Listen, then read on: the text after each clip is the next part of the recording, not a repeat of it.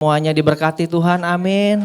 Ya, saya percaya satu hal yang saya mau kasih tahu Bapak Ibu semua, apapun situasi, keadaan yang sedang Bapak Ibu alamin, percayalah Tuhan Yesus bersama-sama dengan kita.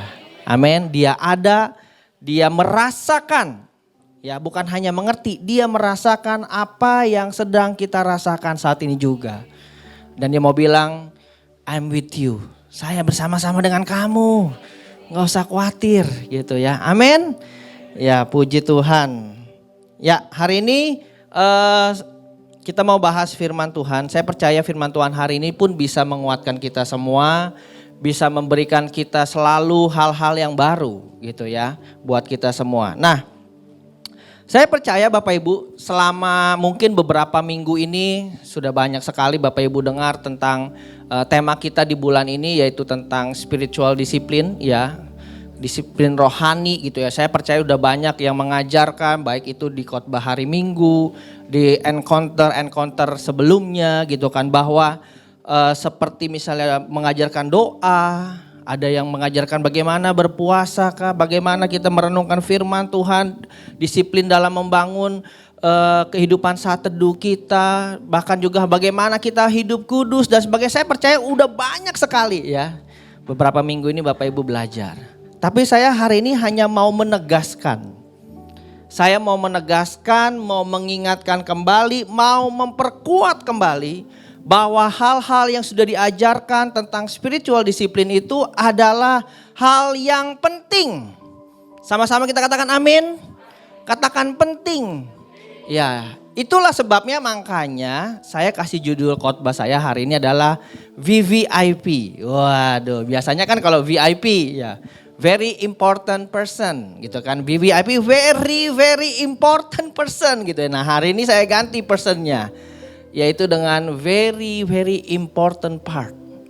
Bahwa kehidupan rohani itu merupakan sangat-sangat penting. Spiritual disiplin itu sangat-sangat penting gitu ya. Hari ini saya akan kasih tahu dan terakhir saya akan kasih ilustrasi yang menggambarkan bahwa kalau kita membangun spiritual disiplin kita itu, maka kita akan bisa lihat semuanya wow gitu ya. Memang ini yang harus saya kerjakan. Memang ini adalah sesuatu yang sangat-sangat penting. Amin. Oke, kita mulai ya Bapak Ibu semua. Saya percaya semuanya akan mengalami hal-hal yang luar biasa hari ini. Kita baca dulu di 2 Korintus pasal 4 ayat 16 sampai 18. Ya, di sini yang ditayangkan ayat yang ke-18 saja. Saya bacakan. Yuk Bapak Ibu semua, mungkin yang ada bawa Alkitab atau misalnya ada Alkitab di handphonenya, sama-sama kita baca ya. 2 Korintus 4 ayat yang ke-16 sampai yang ke-18. Sebab itu kami tidak tawar hati. Tetapi meskipun manusia lahiriah kami semakin merosot, namun manusia batinia kami diperbaharui dari sehari ke sehari.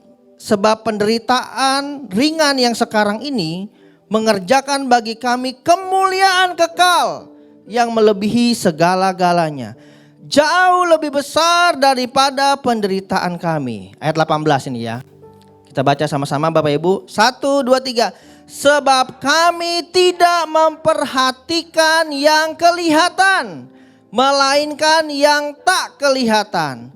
Karena yang kelihatan adalah, sedangkan yang tak kelihatan itu adalah, ya.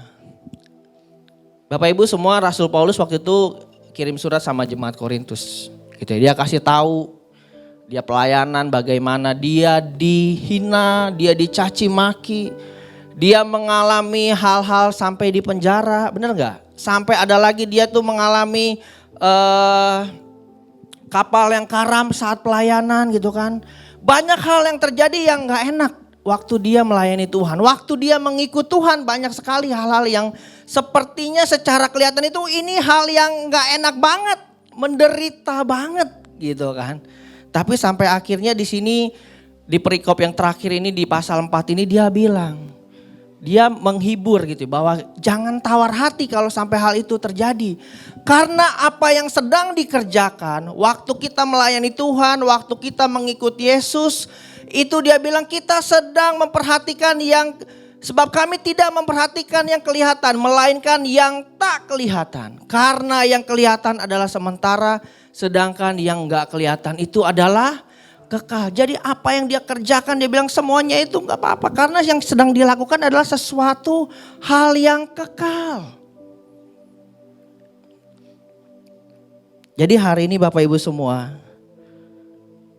apapun yang sedang kita kerjakan, apapun yang sedang kita bangun dalam spiritual disiplin ini, baik itu berdoa, baik itu membangun, baca firman Tuhan saat teduh, Aba, baik itu misalnya kita melayani di gereja dimanapun, komit, pemuritan yang kita kerjakan semuanya.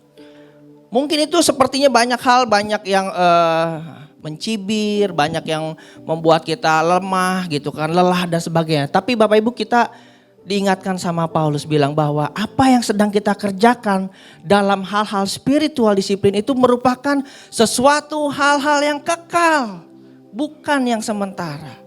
Berarti kita sedang melakukan hal sangat penting. Gitu ya. Nah hari ini saya mau kasih reason.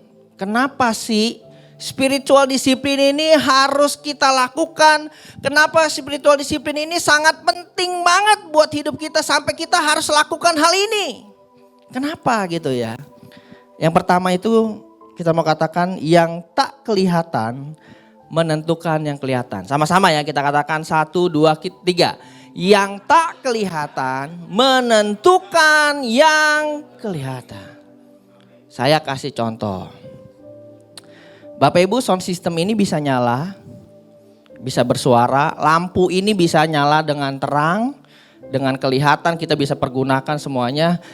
Tapi sebenarnya ada sesuatu yang menentukan hal itu bisa nyala, bisa terang, bisa berfungsi, sound system ini semua. Apa namanya Bapak Ibu? Listrik. Listrik bisa disentuh? Bisa nyetrum. Enggak ya, listrik enggak kelihatan. Ada lagi contohnya. Bapak Ibu bisa WA, bisa YouTube, bisa Instagram, bisa main games, bisa telepon orang, bisa video call, bisa Zoom. Itu segala sesuatu yang kelihatan yang bisa dilakukan aplikatifnya. Tapi sebenarnya di belakang itu ada yang menentukan, yang membuat kita bisa Zoom, bisa main WA, bisa main YouTube, bisa buka Instagram, bisa buka Facebook dan sebagainya. Apa namanya? Kuota, WiFi. No kuota puyeng palanya gitu kan. Anak sekarang bukan yang gak ada uang jajan, gak ada kuota dia puyeng gitu kan. Gak bisa main internet, gak bisa buka Facebook. Tapi itu hal yang gak kelihatan. Bapak Ibu bisa lihat internet gak? Bisa lihat WiFi gak? Bisa lihat misalnya sinyal gelombang yang ini gak bisa kita lihat. Tapi itu menentukan apa yang kelihatan. Jadi yang gak kelihatan itu sebenarnya lebih penting. Gitu ya. Saya kasih contoh lagi yang sekarang dalam firman Tuhan. Di Kejadian pasal 2, next selanjutnya. Ayat 7. Gak kelihatan ya? Oh, oke, kelihatan. Kita baca bahasa Indonesianya ya. Ketika Tuhan Allah membentuk manusia itu dari debu dan tanah dan menghembuskan nafas ke dalam hidungnya, demikianlah manusia itu menjadi makhluk yang hidup. Bapak Ibu, waktu pertama kali penciptaan, kita ini cuma dari debu dan tanah. Benar gak? Dari debu dan tanah, lalu waktu Tuhan menghembuskan nafas hidup ke dalam hidungnya, demikianlah manusia itu baru menjadi makhluk yang hidup. Bapak Ibu tahu gak? Waktu Tuhan menghembuskan nafas, itu nafasnya bukan nafas seperti angin atau nafas, apalagi jangan berpikir ini seperti yang keluar dari mulut dan sebagainya ya. Nafas di sini tuh artinya sebenarnya waktu Allah menghembuskan rohnya, maka kita jadi makhluk yang hidup. Jadi di dalam tubuh kita itu sebenarnya yang bikin hidup tuh adalah roh kita. Amin. Adanya roh. Gitu ya. Nah ada statement selanjutnya. Boleh di next slide. Nah ini ada seorang filsuf, dia bilang gini. Dari Prancis, dia bilang gini. Kita ini bukan makhluk hidup yang memiliki pengalaman rohani. Tetapi kita ini adalah justru makhluk roh yang memiliki pengalaman jasmani. Jangan terbalik Bapak Ibu semua. Kita ini bukan makhluk jasmani, kita ini makhluk roh yang tinggal di dalam tubuh jasmani. Makanya dia bilang gini, kita ini adalah makhluk roh yang memiliki pengalaman-pengalaman secara jasmani, secara dunia ini. Jadi itulah sebabnya makanya tadi saya bilang, spiritual disiplin, kerohanian itu sangat amat penting. Karena Tuhan dari bilang udah pertama, kita ini adalah manusia roh. Gitu. Jadi yang pertama, kenapa kita harus bangun spiritual disiplin, hal-hal yang rohani yang perlu kita utamakan, yang perlu kita kejar, yang perlu kita bangun. Karena memang kita ini adalah makhluk roh. Karena memang yang enggak kelihatan itu tuh menentukan yang kelihatan. Roh kita itu yang menentukan kita ini bisa bergerak, bisa hidup, bisa jalan, bisa makan, bisa melakukan segala sesuatu semua.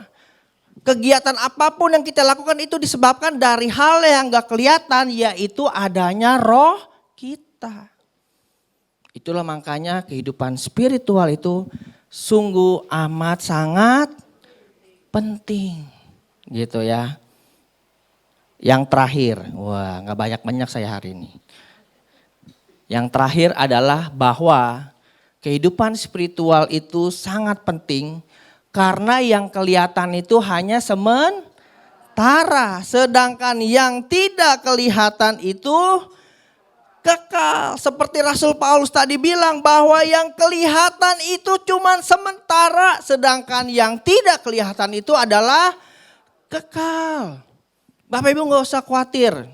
Semuanya yang ada di dunia itu cuma sementara. Kesenangan sementara. Bapak Ibu walaupun pergi jauh-jauh misalnya ke Eropa, ke luar negeri, kemanapun jalan-jalan ke Bali. Seneng tapi sementara kan habis itu pulang waduh kerja lagi gitu kan. Sementara ya enggak, apalagi kegiatan kita atau penderitaan kita, permasalahan, pergumulan kita pun semuanya sementara di dunia ini. Enggak usah khawatir, masalah kita pasti ada akhirnya. Kalaupun paling terakhir yaitu pada saat kita dipanggil Tuhan. Jadi walaupun penderitaannya dari umur 1 tahun udah menderita, ya paling itu pasti sementara. Kalaupun sampai ujungnya terakhir misalnya 70 tahun lah mengalami penderitaan. Tapi sementara Bapak Ibu. Kekayaan, kesuksesan, pendidikan, kepintaran, jabatan, apapun yang kita punya di dunia ini, semuanya hanya sementara. Makanya yang paling penting yang perlu kita bangun, yang perlu kita kejar, yang perlu kita utamakan itu adalah spiritual disiplin. Bangun mulai hari ini hal-hal tersebut. Jadi Rasul Paulus tadi yang di 2 Korintus 4 ayat 16 sampai 18 itu, kata memperhatikan itu sebenarnya bukan cuma memperhatikan, tapi mengarahkan. Setelah saya cek gitu ya dari bahasa asli, mengarahkan. Kita harus mengarahkan kehidupan kita kepada hal-hal yang tidak kelihatan, yaitu kepada hal-hal yang spiritual. Gitu ya. Makanya tadi itulah hal yang penting. Ya, ingat yang pertama itu kenapa kehidupan spiritual kita itu sangat penting sekali, sangat harus diutamakan. Kita harus mengarahkan hidup kita kepada hal spiritual karena yang tidak kelihatan menentukan yang kelihatan. Yang kedua karena yang kelihatan itu cuman sedangkan yang tidak kelihatan itu yes. Mari Bapak Ibu semua kita mau bangun hal itu ya. Nah, ini ada 2 quotes yang bagus. Ini dari seorang pastor di Belanda. Dia bilang gini, spiritual life does not remove us from the world but leads us deeper on it. Nah bahasa Jawanya begini Bapak Ibu. Kehidupan spiritual itu tidak akan menghambat kehidupan jasmani kita. Tetapi kehidupan spiritual kita justru akan memimpin kita lebih dalam, lebih mengerti lagi tentang kehidupan di dunia ini. Bapak Ibu, kalau kita mengejar kesuksesan, kekayaan, apapun yang kita miliki, waktu kita tidak disupport, didukung sama hal-hal spiritual, kita akan merasa kosong. Nggak ada nilainya. Saya ada pernah teman bilang, begitu mereka sampai on the top gitu ya, dia sangat bekerja keras dengan luar biasa supaya nyampe on the top, sampai melupakan hal spiritual segala macam. Begitu sampai top dia bilang, oh begini doang ya. Dia nggak tahu gimana caranya memaknai hal tersebut. Nggak mengerti kebernilaiannya. Tapi waktu kita membangun hal-hal yang spiritual dalam kehidupan kita. Dan itu ketika kita sampai satu titik apapun yang kita lakukan, kita akan memaknainya, kita ngerti nilainya. Kita lebih dalam lagi, gitu ya kata dia bilang. Lebih dalam lagi mengerti hal tersebut tentang kehidupan ini. Amin. Oke, ini ada lagi yang terakhir. Ini bagus, ini bahasa Indonesianya ya. Jadi kehidupan rohani itu gak bakal menghambat kehidupan kita. Gak bakal Bapak Ibu.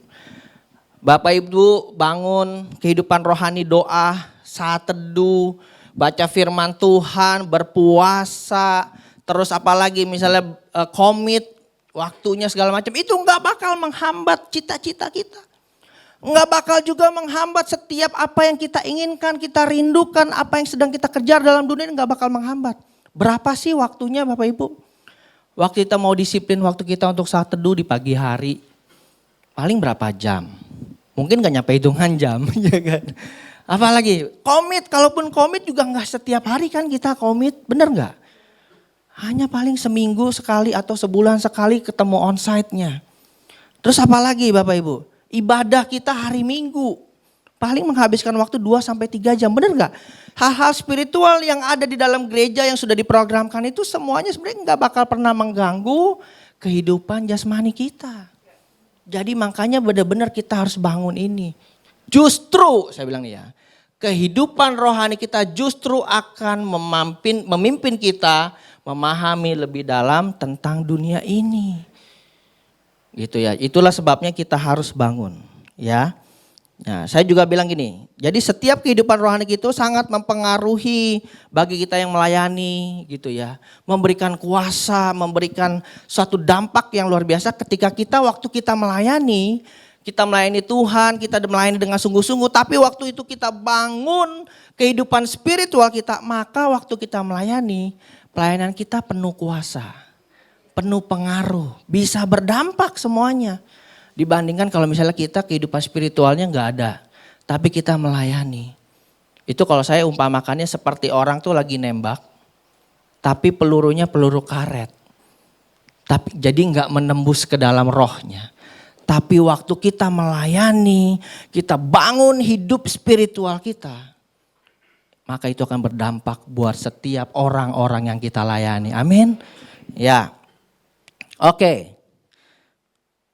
Nah ini dia, kita mau lihat ilustrasi yang menggambarkan gini. Bahwa waktu Bapak Ibu semua, kita semua itu mengarahkan, mendahulukan, mengutamakan, membangun kehidupan rohani kita lebih utama dibandingkan kehidupan yang lain. Itu maka kita tahu bahwa semuanya itu juga tetap masih bisa terjadi dalam hidup kita semua. Ya, oke nih saya kasih ilustrasi nih, boleh? Ini abang saya Pak Ferdinand, saya udah bawa peralatannya. Ya. Hari Minggu kemarin saya di TIN, saya belum sempet tuh di Badai yang jam 5 ya. Oke. Waduh ini ganteng banget ini Bapak Ferdinand.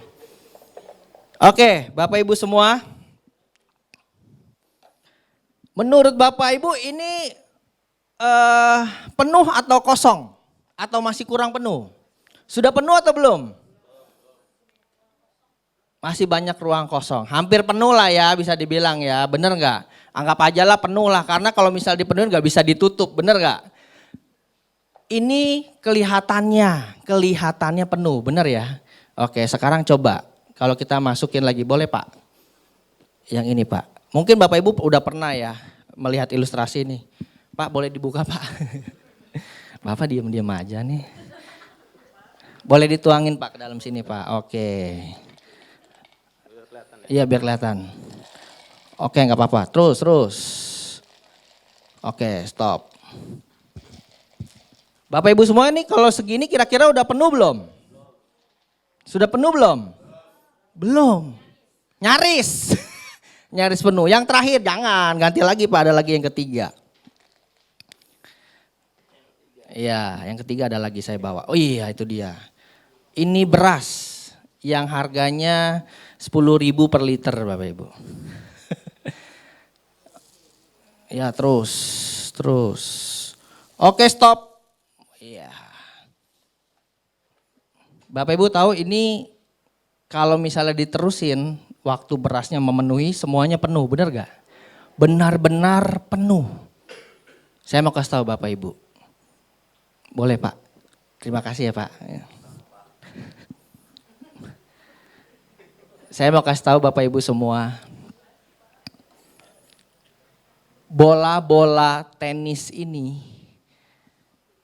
kalau kita tempatkan di tempat yang pertama, prioritas, itu maka pilus-pilus ini masih bisa masuk, benar gak? Dan juga berasnya juga bisa masuk. Tapi kalau misalnya kita masukin beras dulu, udah gak ada tempat buat pilus. Apalagi buat bola-bola. Begitu pula sebaliknya kalau pilusnya duluan.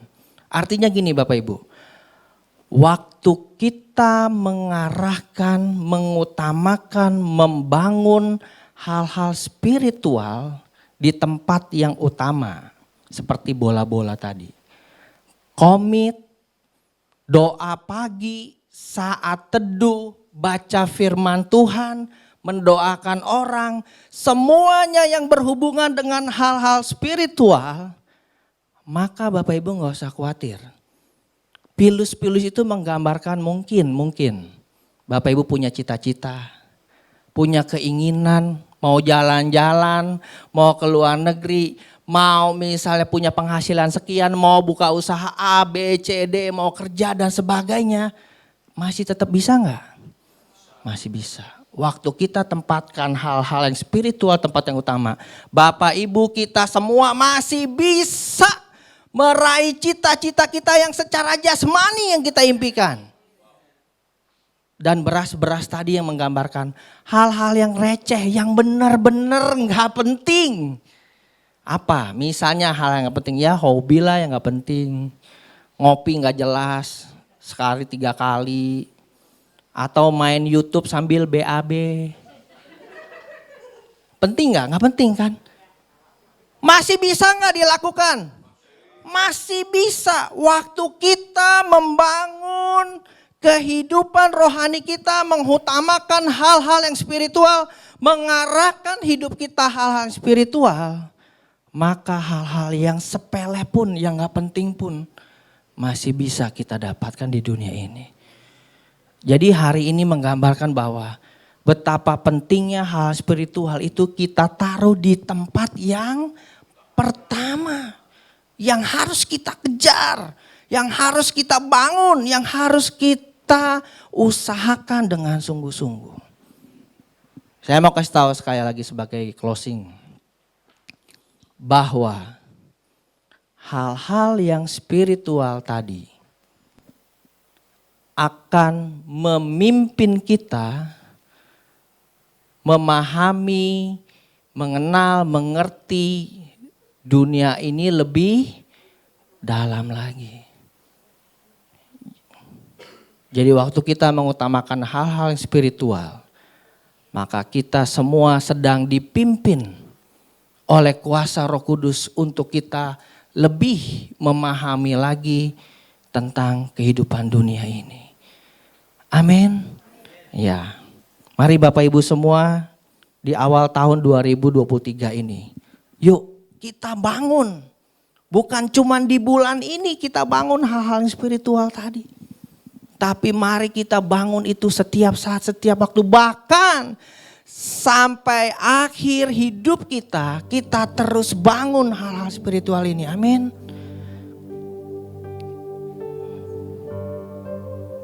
Yuk semuanya saya undang bangkit berdiri. Kita mau angkat pujian yang tadi mengatakan mengikut Yesus.